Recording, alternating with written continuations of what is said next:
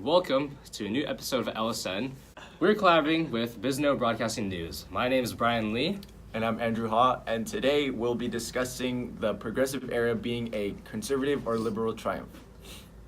All right, so now we got to get a quick rundown of what each of them is.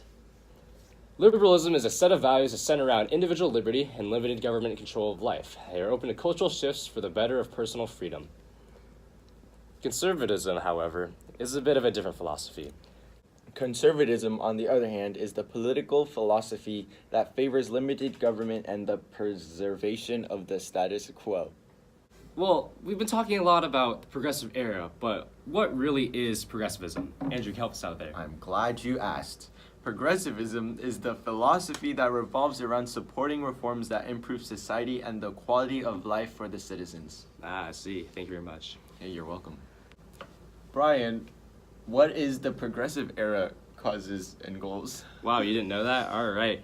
Well, the progressive era was a series of rapid social reforms in the late 19th century and the early 20th century that were meant to improve society and the quality of life for all. This era was sparked by the social discontent following the Industrial Revolution. People were outraged by the poor working conditions, large income inequality gap, unsanitary living conditions, political corruption, and social inequality. The progressive era sought out to solve these societal problems through social reforms that provide the common citizen with a better state of living. We have a special clip on Undisputed, don't we? Yeah, I think so. I think they're gonna decide whether or not the progressive era was victory for the conservatives or liberals. Why don't we roll the clip? Yeah, why don't we? I think we should. Hello, and welcome to a new segment of Undisputed. I'm your host, Brian Lee. And I'm Andrew Ha, and today we'll be joined by Marcus and Carson. Anytime. Hi, Brian. Oh, hello. Sorry. Hi, Andrew. Hey, Hi, Brian. hey Brian. Hey Andrew. Hey, Carson. Hey. Marcus. To begin, Marcus, can you please share your views on the progressive era? Okay, well, for the liberalism, why it is a victory is because during the time before the progressive era, there was only 4% of teenagers in education. Now, because we have 10,000 high schools, more people are enforced into high schools and getting an education, which is better for the long term. And there's also laws that enforce people under 14 years old to not work as labor workers, which is great for liberalism. Fair enough. I don't think so. There, Brian. Although, Marcus, that was a fairly mediocre argument, I would like to come in with the big guns first off and say I really enforce the conservative victory because I believe that the antitrust and the trust busting was definitely a big thing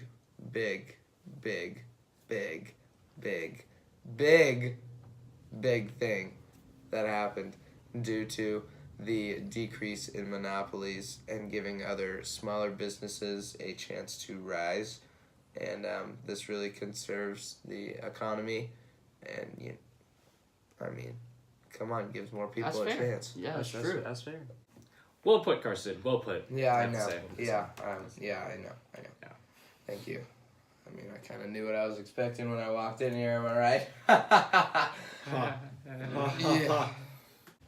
Marcus. Yeah. So what do you think about that? That was good evidence. I appreciate that from the conservative side, However, because of the 16th Amendment, it allowed the Congress to tax more on the wealthy. As your income goes, your tax goes, which made it equal for the poor. Anyways, I just want to mention that during the women's suffrage, they finally got the right to vote in 1920 after 76 years of protesting and not getting their way. That's 50% of the human population, women's voting. I think that's very equal. What, are you done talking? Say that. Although, you do have a valid point. I still don't believe that the liberals have taken a dub in this debate because, while you've really helped the women during their suffrage, you forgot one big, important, ultra huge, big factor. What'd you do for the African Americans? federal government didn't really do anything to stop lynching while it was still going on, which definitely gives me the belief that conservatives just won this debate. What the? You make a great point there. We did not cover African Americans that well. However, there was a secret ballot, and let's go in political. There was a secret ballot, so people weren't really public, and it was very private for the voters, as well as there's a direct primary, and that meant like you can vote for who you want to represent you. Okay, we didn't have that before, but now they have more of a voice on who they want to represent them. The recall also allowed people to vote for people who want out of the office even during their term. Ugh. The referendum allows citizens to answer yes and no questions about issues and laws as well. And lastly, the initiative allowed voters to bypass laws even over the state legislature to get on to the national level.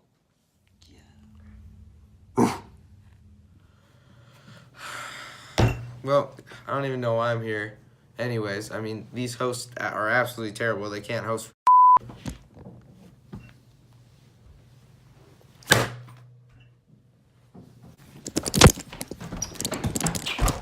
Cut the tape, Brian! What about our views? Dude, Brian! Our views!